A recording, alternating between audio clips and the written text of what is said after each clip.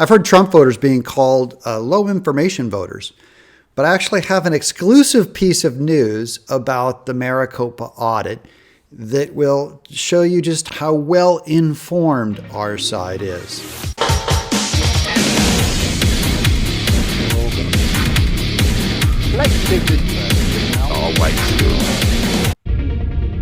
I've been talking to my friends on the ground in Arizona, and Maricopa is going well. It's expensive, but well. I will have as an upcoming guest, Bobby Piton was willing to come on, so I'll be able to interview him directly.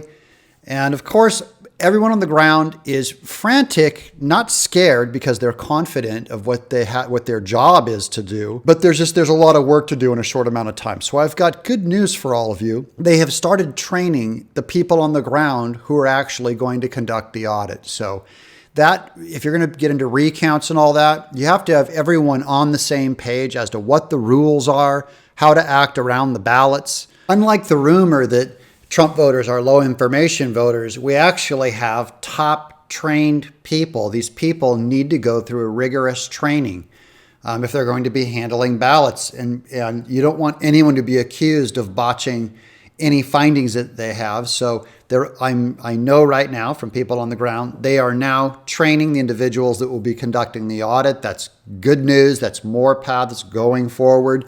And it's a very important detail, because I think it really is about integrity and about public honesty and about being the best informed volunteer that you can be through this kind of training. I did get one message from Liz Harris who asked, they still need help finding canvassers. And so if you're in Arizona, and I'm talking about residents, if you're a resident in Arizona, look up the link in the description, itsmellsfunny.com, and go volunteer. Just volunteer to help out. If you're inside Arizona, volunteer.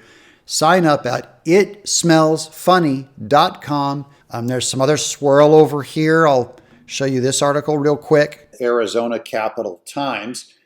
You already know that all of the journalists, because they all only do the work of one party, are going to be against this. But so they give a slanted headline, Public in the Dark on Private Election Audit Funds. But they say just days after outlawing counties from taking outside grants to run elections, the state Senate is now accepting private donations to complete its audit of the 2020 election. Of course, someone needs to call this journalist and give them a basic third grade education that running an election is different than conducting an audit on an election that has already happened. It seems about that easy, but whatever is stuck in their head, they're like, we're broken. Nice try, won't work. Part of the problem is that the state board of supervisors dragged their feet so much that prolonged this thing to deliberately cost more money, and now they blame FAN for spending more money. The good news is that this whole thing's going to be conducted at the Coliseum. They have to spend a lot more money on 24-hour surveillance just to make sure that everything is on the up and up so that everyone will be able to audit the audit, which I think is super important. It's good news. I'm Doug TenNapel.